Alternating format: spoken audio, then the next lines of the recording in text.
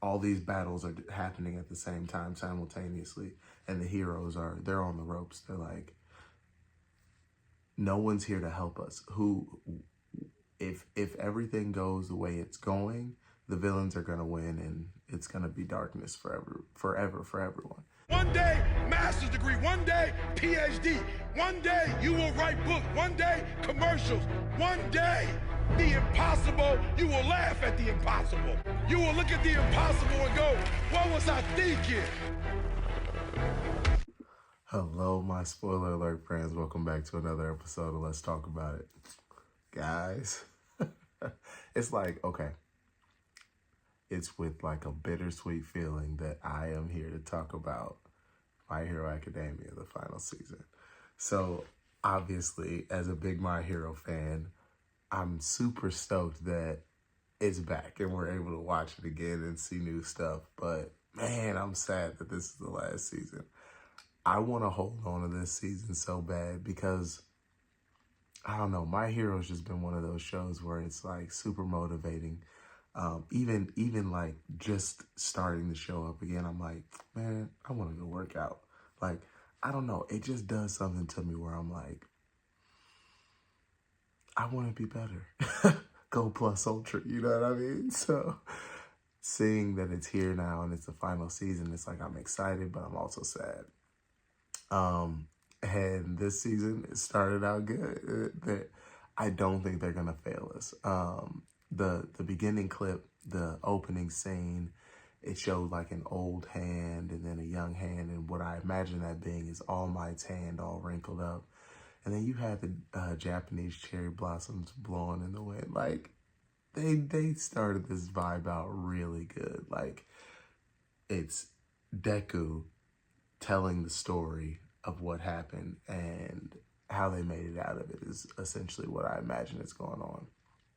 And, you know, you can see the scars on the hands of the younger gentleman, and it looks like the scars that he got from becoming who he is now, right? So really cool intro, how they brought that in, really smooth, and like the storyteller vibe. Like, obviously the whole show has been this storyteller vibe where Deku's telling how he became the greatest hero of all time. But the way that they did it this time, it was like, now it's like you're sitting and you're almost like you're telling a story to your kids or some passerby or something like that, where it's like, let me tell you about this. Like, this is a crazy time in our history, and I was there, so let me talk to you about it. And it's just really cool. So we open the season up with back when All Might and All for One were fighting. Not like old fight, but the new fight where all these battles are happening at the same time simultaneously, and the heroes they're on the ropes. They're like, no one's here to help us. If everything goes the way it's going, the villains are gonna win, and it's gonna be darkness forever for everyone. And then All Might's like, hey, I don't have a quirk anymore, but I can definitely fight. And so he's got this whole like robotic suit that he gets on, and it's developed, and it's inspired by all of class 1A, like their different quirks. So like, I just thought that was super cool too, where he's like, these are my students, and I'm gonna take all of their quirks and kind of make a suit that mimics their abilities, and I'm gonna fight All Might in this. I mean, not All Might, but All for One. And I gotta say, All Might might just give 50 Cent a run for his money, because this dude is on another tier for trolling. Like, he is pestering All for One, and it's working, because that was the whole point. They needed to have a diversion to stop All for One, so that he didn't have enough time to get to Shigaraki and help. And then now Izuku's in this battle against two titans, and like, he's already like barely holding his own against Shigaraki. over in another area, right? So they needed somebody to come and distract him, and All Might was the perfect person for it. And he is cackling at All For One. And All For One is losing his mind. He's like, "Where's your smile?" And it's just so funny because it is. I mean, All For One, he can't really do anything except for like slightly delay. And I appreciate and love that he was like, you know what? Even though I don't have a quirk, even though there's like essentially no chance I will win here, he still got out there and he was like, yeah, I'm gonna try. I'm gonna at least be a blip up and slowing this dude down enough to save the world. So while I may not have a quirk, I'm still All Might, and I still have that spirit of I want to be a symbol of peace and help save the world, right? And just an aside, the symbol of peace, if you aren't aware, is Jesus. Just say it, just throw it out there. So then they're having their fight. All Might is actually doing really well. Like, the situation right now is that All For One, whenever he's trying to regenerate after taking on damage, he's aging backwards. So he is getting younger and younger and younger. And I don't think he recognizes the acceleration at which he is getting younger. And that's fueling All Might's his laugh at all of this. Like, this is just, here I am, like from All Might's perspective, here I am in my weakest state ever. And I am being such a troll to this individual, my greatest nemesis, right? That he doesn't even recognize that he is rapidly going backwards in time, and eventually he won't be able to do anything. And it's just like, it's like the irony is hilarious, and I love that All Might is cracking up, and it's just making him. It's just like this positive feedback loop where it's just this thing happens and this thing happens, and it just keeps getting worse and worse, and it's just like hilarious.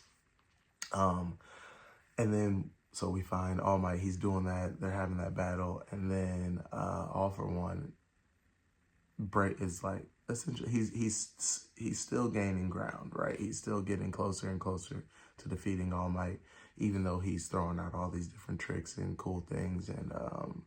And then they were on their ropes. He was on the ropes. All Might was like, all right, well, I've delayed him as long as I can. And who else but the hero killer Stain comes in and starts helping. Man, it's hard not to like his character.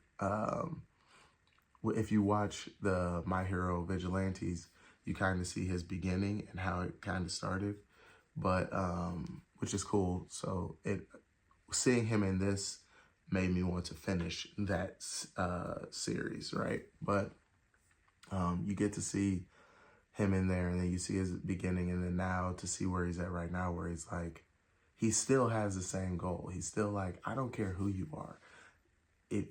If you are false, if you're not representing, if you're not a hero and you're not really about this, like trying to like, he really just wanted true heroes. He was tired of this society where people were heroes being paid to do X, Y, Z, and like just wanted to stardom. And he's like, that's not what a hero is. I want someone who's genuinely like, hey, I'm here to save people. And he saw that in All Might. He saw that in Deku. He saw that in, I think was it Icy Hot who he was fighting with? I think it might have been. But yeah, he saw it in different characters throughout the show. But it was a challenge for him. And so he was just always in the shadows. He just wanted true heroes. I wouldn't say that he was just out of his mind. He's a villain. He's a villain because he was killing people. But his reason behind it, I don't even think he wanted to necessarily kill anybody. He was just tired of the forgery, this walking fallacy. And I understand it. Definitely not the way to go, but I understand it. So here he is now helping All Might and stopping All for One. And I'm excited to see what happens in the next episode, where it's like, okay, how far can they progress with this? Because also, Stain is not worried about losing his life. So he's willing to go in there and be like, let's get it going. And I don't know. I do hope though, that All for One does not take his quirk, because that is a very powerful quirk, to be able to taste the blood of an enemy or anyone and paralyze them.